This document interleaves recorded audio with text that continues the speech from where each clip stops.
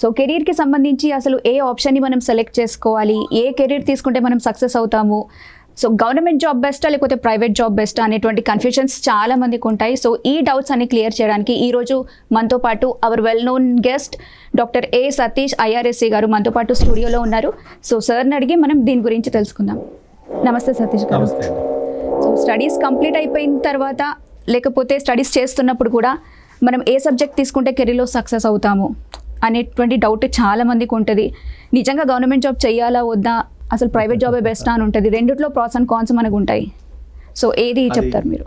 జనరల్గా అండి ఇది చాలా మంది ఎక్కువ మందికి వచ్చి డౌట్ అండి. అంటే ఏదో ఒక స్టేజ్లో వస్తుంది. సరే చిన్నతనంలో కొంతమందికి అనిపించవచ్చు, లేకపోతే 12th ఉన్నప్పుడు ఆ మైండ్లోకి రావచ్చు, లేకపోతే గ్రాడ్యుయేషన్లో కానీ ఉండొచ్చు.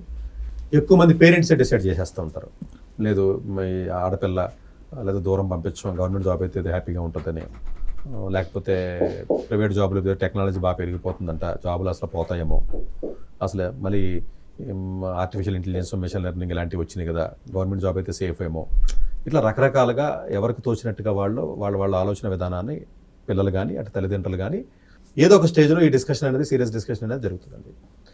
జనరల్గానంటే గవర్నమెంట్ జాబ్ బెటరా ప్రైవేట్ జాబ్ బెటరా అన్న పర్స్పెక్టివ్లో నేను ఎలా ఆలోచిస్తానంటేనంటే పర్సన్ టు పర్సన్ ఆ ప్రయారిటీస్ మారుతూ ఉంటాయి.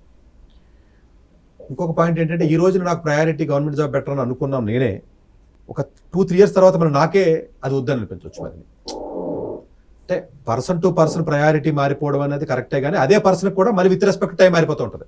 అంటే ఈ రోజు మీరు మంచి అనుకున్నది రేపు చెడు అవ్వచ్చు, ఈ రోజు చెడు అనుకున్నది రేపు మంచి అవ్వచ్చు, ఈ రోజు వద్దు అనుకున్నది రేపు కావాలనిపించవచ్చు, ఈ రోజు కావాలనుకున్నది రేపు వద్దు అనిపించవచ్చు.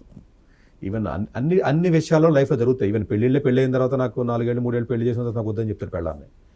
సో సర్వసాధారణంగా మనిషి ఎదుగుతున్నప్పుడల్లా వాడి ఇన్ఫర్మేషన్, మైండ్లోకి వచ్చే ఇన్ఫర్మేషన్ కానీ, సరౌండింగ్ సర్కమ్స్టెన్సెస్ కానీ, మిగతా పీపుల్ మాట్లాడే విధానం కానీ, ఇవన్నీ పర్స్పెక్టివ్లో జనరల్గా ఎప్పుడు కూడానంటే మనిషి ఆలోచన విధానం మారిపోతూ ఉంటుంది. కాబట్టి గవర్నమెంట్ జాబ్కి వెళ్ళాలా ప్రైవేట్ జాబ్కి వెళ్ళాలనేది ఫిక్స్డ్గా ఉండదు. కానీ కొంతమంది పేరెంట్స్ బలంగా ఫిక్స్ అయిపోతారు.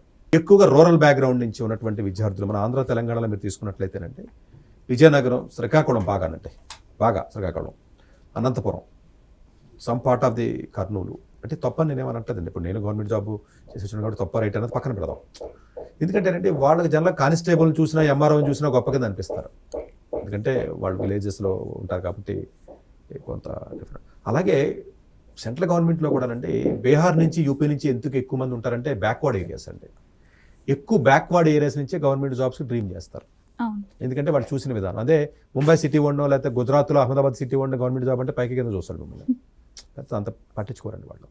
అంటే ఇక్కడ నేను ఒకటి తక్కువ ఒకటి ఎక్కువ అన్నది చెప్పట్లేదు. వాడు పెరిగిన వాతావరణం బట్టి వాడికి ఒక ఒపీనియన్ బిల్డ్ అవుతూ ఉంటుంది. ఫర్ ఎగ్జాంపుల్ ఇంట్లో ఉన్న పేరెంట్ పల్లెటూరు నుంచో లేకపోతేనేమో కొంచెం బ్యాక్గ్రౌండ్ పరిస్థితి బట్టి, లేకపోతేనేమో వాడు ఏదైనా అవుదామని అనుకుని అవలేకపోవడమో, లేకపోతే వాడుకున్న డ్రీమ్స్ కొన్ని కుదరకపోవడమో, ఇలా రకరకాల కారణాల వల్ల కూడా తల్లిదండ్రులు ఇన్సిస్ట్ చేస్తూ ఉంటారు పిల్లల్ని, నువ్వు గవర్నమెంట్ జాబ్కి వెళ్తే బెటర్, వాళ్ళు సేఫ్, లేకపోతే ఏదో కానిస్టేబుల్ అవ్వు, లేదంటే ఎస్ఐ అవ్వు, లేదంటే ఐపీఎస్ అవ్వు, లేకపోతే ఇంకోటి అవ్వు అని చెప్తారండి. ఎప్పుడునంటే ఇది డిఫరెంట్ డైమెన్షన్స్ ఉంటాయండి దీంట్లో. For example government job better అని అనుకుని డిసైడ్ అయ్యారు అనుకుందాం. ఫర్ ఎగ్జాంపుల్ మీ ఇంట్లోనే ఎవరో మీ పిల్లోడికో లేకపోతే పిల్లకో అట్లా అనుకుని మీరు ఏ హిస్టరీయో జాగ్రఫీయో లేకపోతే సోషల్ స్టడీసో లేకపోతే ఇంకోటి చదవడం మొదలుపెట్టి మీరు లోపలికి వెళ్ళిపోయిన తర్వాత దేనికి పనికిరాని సబ్జెక్టులు కదా, వన్ పాయింట్ ఆఫ్ టైం అది రాకపోతే మీరు దేనికి పనికిరకుండా అయిపోతారన్న విషయాన్ని మనం మర్చిపోవద్దు. అన్ఫార్చునేట్గా గవర్నమెంట్ జాబ్స్లో గవర్నమెంట్ జాబ్స్లో ఉన్న సిలబస్ మార్కెట్లో ప్రైవేట్ జాబ్స్ కూడా కామన్గా ఉండే సిలబస్ పెట్టేస్తే అసలు ఈ డిఫరెన్స్ ఉండదు. ఇప్పుడు ఫర్ ఎగ్జాంపుల్ మార్కెట్లో ఫుల్గా డిమాండ్ ఉన్నటువంటి సిలబస్లో ఫుల్గా డిమాండ్ ఉన్నటువంటి కాంపిటేటివ్ ఎగ్జామినేషన్స్కి సంబంధించిన సిలబస్లు ఉన్నాయనుకోండి, ఒకవేళ అవే సిలబస్ పెట్టారండి, ప్రోగ్రామింగే పెట్టేశారు, ఆర్టిఫిషియల్ ఇంటెలిజెన్సే పెట్టేశారు, లేదా మ్యాథ్స్ పెట్టేశారు, లేకపోతే ఇంకోటి ఏదో వేరే మనకి పనికి వచ్చి సిలబస్ పెట్టేశారు అనుకుందాం, అప్పుడు ఇబ్బంది ఉండదు. ఓకే, గవర్నమెంట్ జాబ్ రాకపోతే ఏదో క్యాట్ ఎగ్జామ్ రాస్తాడో, లేదంటే ఇంకో ఎగ్జామ్ ఏదో రాసుకుంటాడో, లేకపోతే ఇంకో ఉద్యోగానికి పోతాడు, వాడికి పెద్ద నష్టం జరగదు.